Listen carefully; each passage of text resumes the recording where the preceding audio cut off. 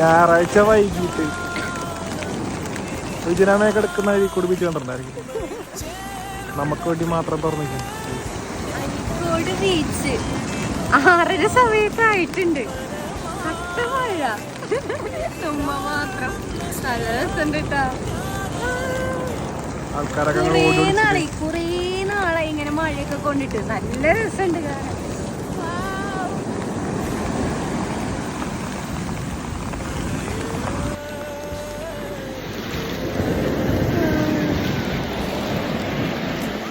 ചേട്ടാ